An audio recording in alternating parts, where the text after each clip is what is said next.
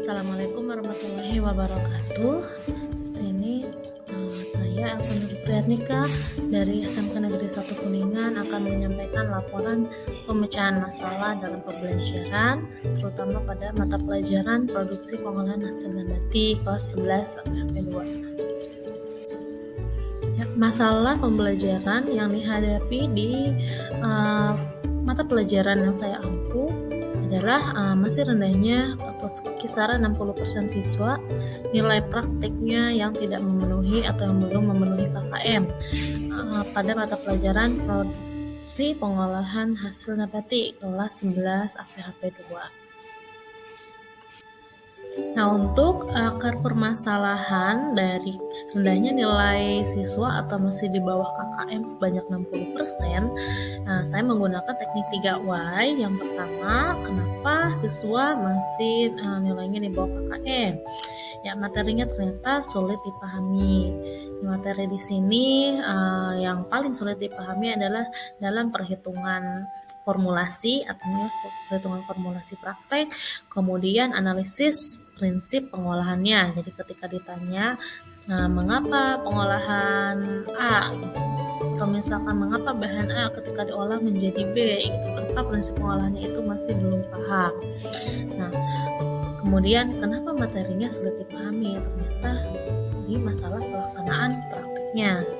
Nah, untuk siswa mungkin praktiknya ini hanya dilaksanakan 1-2 kali sehingga mereka lupa. Kemudian tidak semua siswa itu aktif ketika melaksanakan praktikum.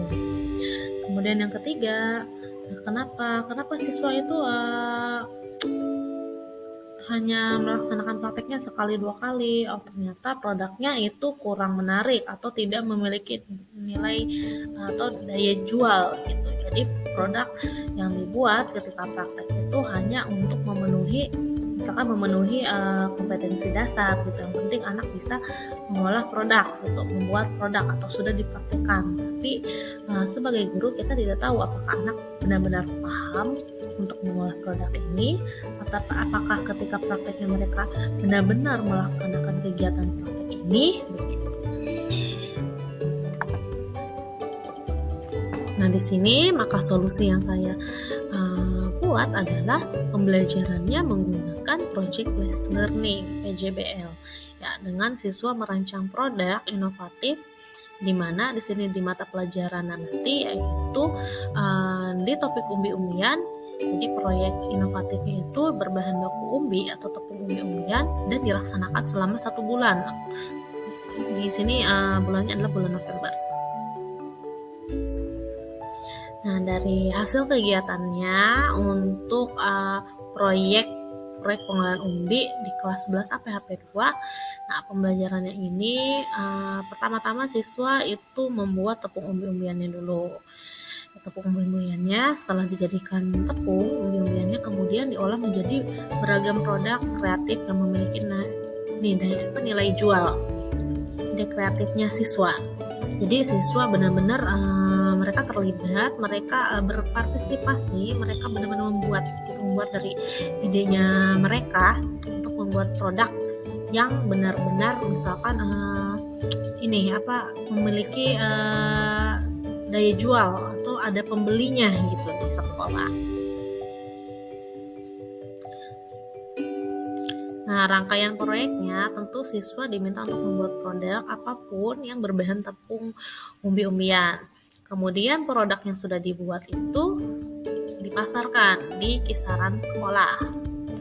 Bisa melalui online juga, tapi di pembelajaran ini masih di lingkup sekolah. Dan kemudian siswa juga harus melaporkan apa saja yang dilaporkan. Tentu saja ada pengolahannya, bahan dan alat apa saja yang digunakan, kemudian langkah kerjanya, kemudian pembahasan karena produk ini dilakukan 4 kali ulangan ya selama 1 bulan. Nah, pasti siswa di pertemuan pertama itu ada revisi produk ingin dibuat apa, misalkan revisinya di bagian apa, nanti di minggu depan itu harus ada perubahan atau evaluasi sehingga produknya menjadi lebih baik dan lebih baik begitu.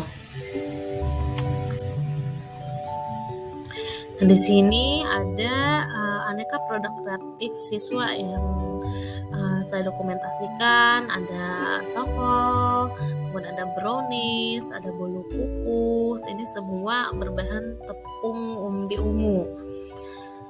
Nah, ini siswa membuat produk-produknya ini mungkin di yang bolu kukus itu ada yang bulat, ada yang kotak seperti itu, kemudian dievaluasi supaya nanti lebih seragam.